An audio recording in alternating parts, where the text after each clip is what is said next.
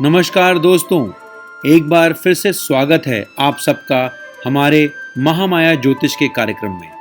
आज गुरुजी हम सबको बताने वाले हैं कि रक्षाबंधन के दिन ही क्यों बहन भाई की कलाई पर राखी बांधती है और क्यों इस दिन भाई अपनी बहन को उपहार देता है। क्या आप जानते हैं कि राखी बांधने का संबंध किस तरह हमारे ग्रहों से होता है? तो चलिए जानते हैं इन सब बातों के बारे में गुरुजी से। मित्रों, आखिर हम लोग क्यों मनाते हैं रक्षाबंधन, और वो भी श्रावण मास की पूर्णिमा को? इस दिन क्यों बहनें अपने भाइयों के हाथ में लाल सूती रक्षा सूत्र बांधती हैं? बड़ी बड़ी दूर से बहनें आती हैं भाई के राखी बांधने के लिए अपने मायके में। भाई इंतजार करता है, बहन व्रत रखती है और भाई की राखी बांधती है। ऐसा वो क्या कारण है कि जब बहन भाई की राखी बांध लेती है उसके बाद बहन को भाई उपहार देता है?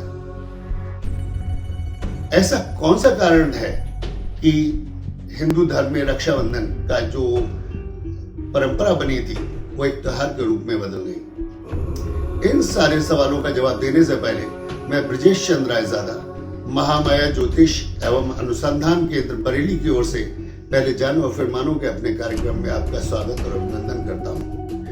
बात शुरू करने से पहले मेरा आपसे अनुरोध है कि यदि आपको हमारी ये वीडियो अच्छा लगे तो आप महामाया एस्ट्रो ज्वाइन कीजिए और साथ में इसको लाइक और शेयर भी करना ना भूलिए। तो मित्रों, हम रक्षाबंधन के विषय में बात कर रहे हैं।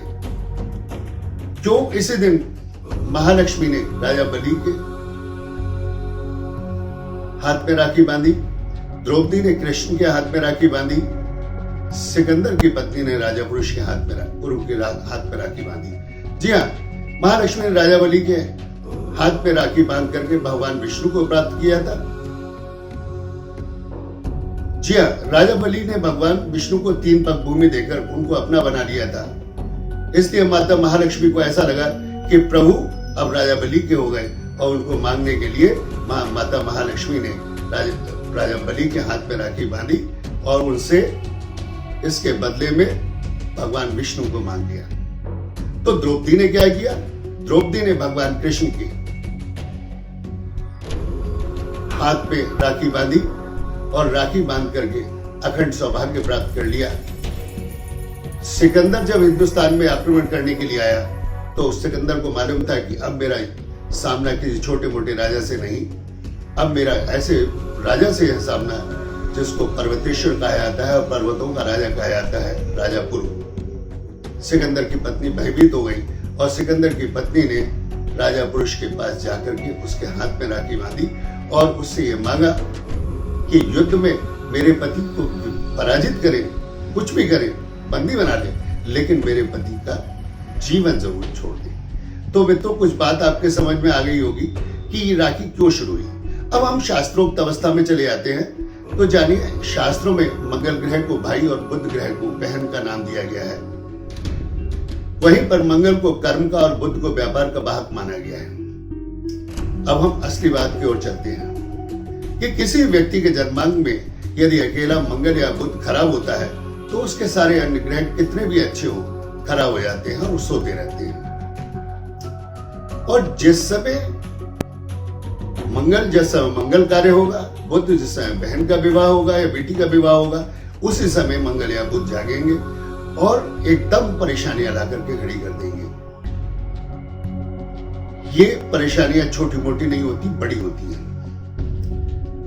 तो मंगल कार्य करने में जब कठिनाई पैदा होगी, बहन के विवाह के बाद में परेशानी रहना, बहन भाई के संबंधों खराब होना, एकदम हादसा कोई गुजर जाना, रोजगार और वृत्ति में कठिनाई होना, व्यापार का सफल नहीं होना, अगर ये दोनों ही ग्रह खराब हैं तो जीवन में निश्चित रूप से मनुष्य के 9वां, 18वां, 25वां, 27वां, 29वां, 30वां, 34वां, 35वां, 37वां, 39वां और 43वां वर्ष धूल भरा हुआ होता है।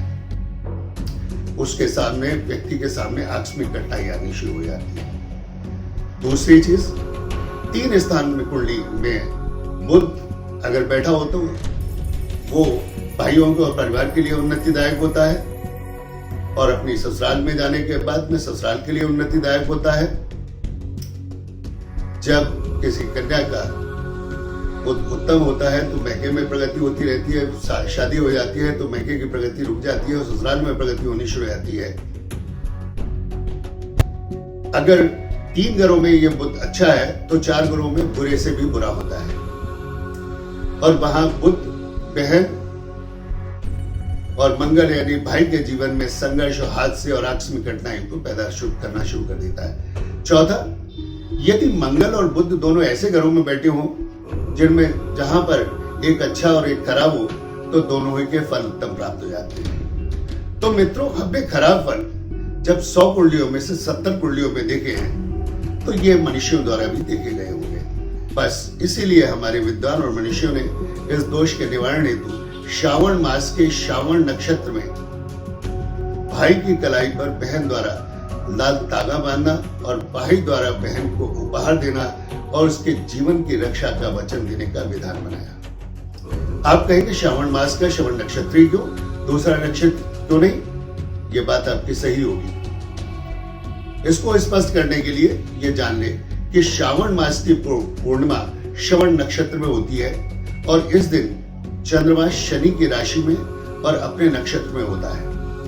शनि की राशि में मंगल उच्च का होता है। काल पुरुष की कुंडली में माता के घर को इस समय चंद्रमा 10वें भाव में होकर देख रहा होता है।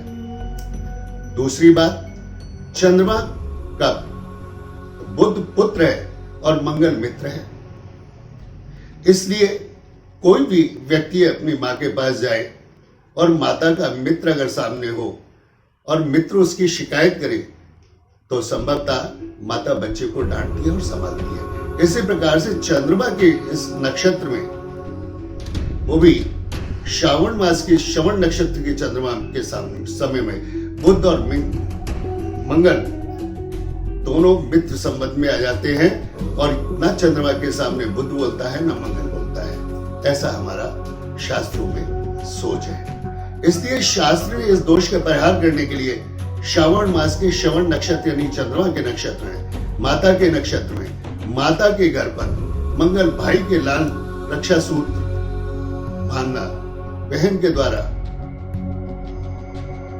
प्रारंभ कराया और भाई से यानी मंगल के द्वारा बहन बुध उपहार का भी कारक है, तो भाई द्वारा बहन को उपहार दिला करके दोनों भाई बहन को यानी मंगल और बुध को एक साथ बैठाने का प्रावधान किया।